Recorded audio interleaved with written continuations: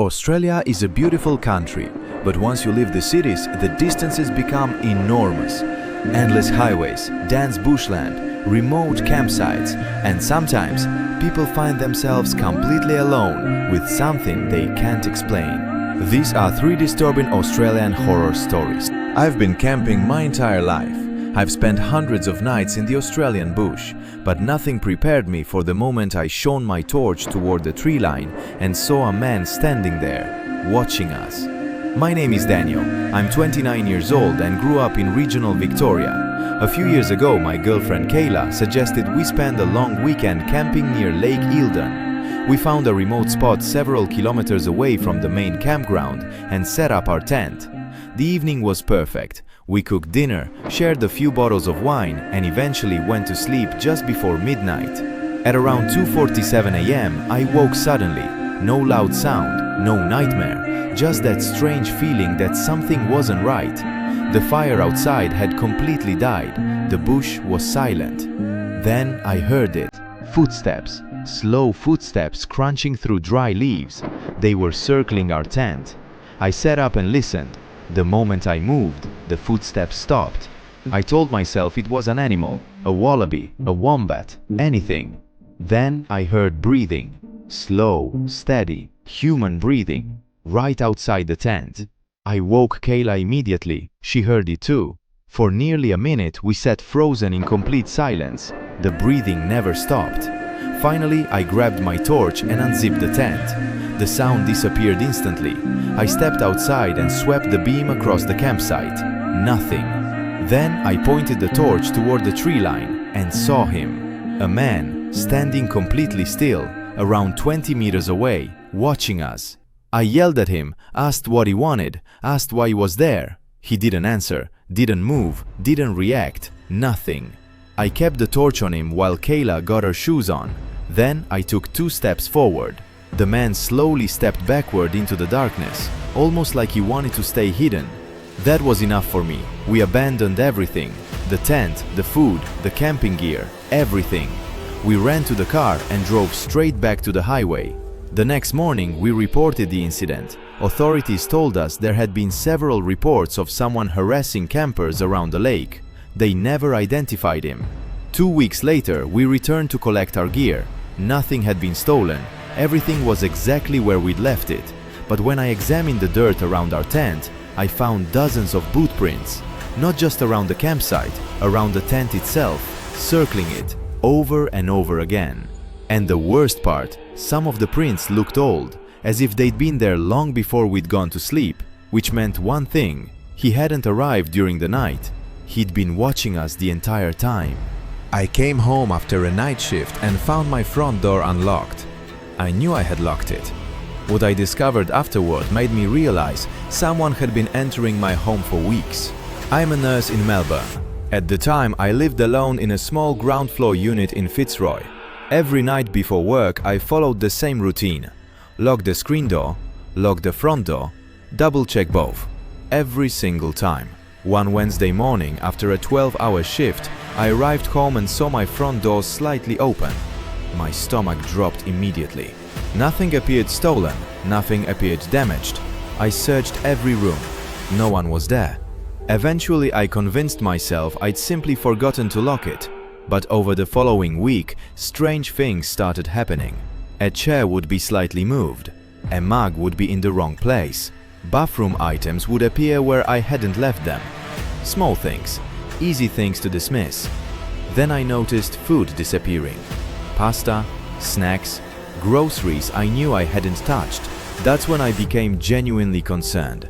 I hired a locksmith.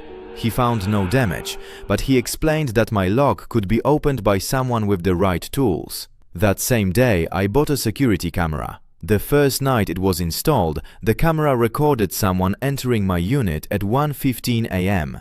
A man wearing a dark hoodie. He stayed inside for 47 minutes, then left, and locked the door behind him. I called police immediately. An investigation was opened, but they never identified him. The footage wasn't clear enough. I moved in with my sister while police looked into it. Weeks later, I reviewed older footage stored by the camera system. That's when I found something terrifying. 10 days earlier, after an exhausting shift, I'd gone straight to bed. I remembered hearing strange sounds during the night.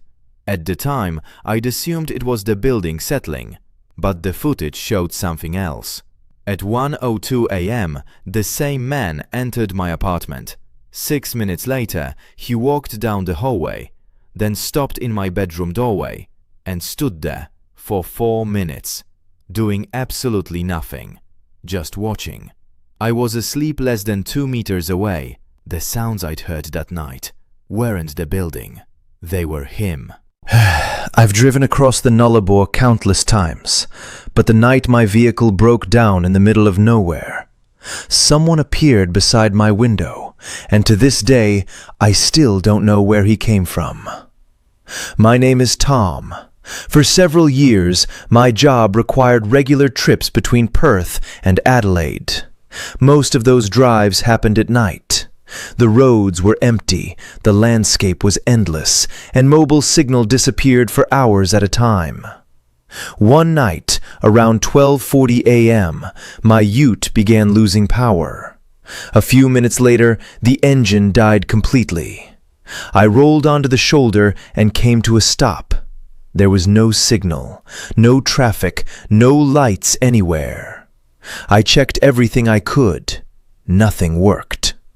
Eventually, I decided to wait until sunrise before activating my emergency beacon. About 40 minutes later, I was sitting quietly in the driver's seat when I heard 3 knocks. Slow, deliberate, on my window. I nearly jumped out of my skin. Standing outside was a man, middle-aged, wearing a gray shirt and jeans. There was no vehicle nearby, no headlights, no signs that anyone else was around. I lowered the window slightly.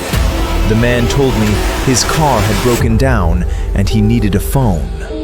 I explained there was no signal. He said he knew that, but he still wanted the phone. The request made no sense.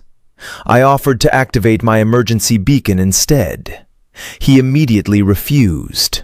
Not because it would take too long, not because it wouldn't work. He simply didn't want me to use it. That made me nervous. I asked where his vehicle was. He pointed into the darkness. I looked. There was nothing there.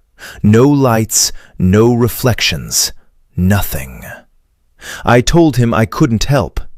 The man placed his hand against the glass and stared at me, without speaking, without blinking. Then he slowly walked around the front of my ute and knocked on the passenger side window. At that exact moment, I turned the key one last time. The engine started, after being completely dead for over 40 minutes. I didn't question it. I drove fast. I didn't stop for nearly 20 kilometers. Later, I reported the incident to police. The officer seemed surprisingly unsurprised. He told me they received several reports every year from drivers who encountered people walking alone on the Nullarbor late at night.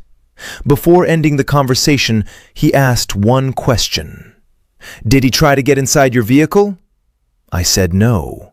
The officer nodded, then quietly replied, "That's fortunate." He never explained what he meant, and I never asked. Australia is filled with remote places, places where help can be hours away, places where strange encounters happen without witnesses. And sometimes the scariest part isn't what happened, it's knowing you'll never get an explanation. If you enjoyed these stories, don't forget to subscribe for more true horror stories. And remember, some things are better left unexplored.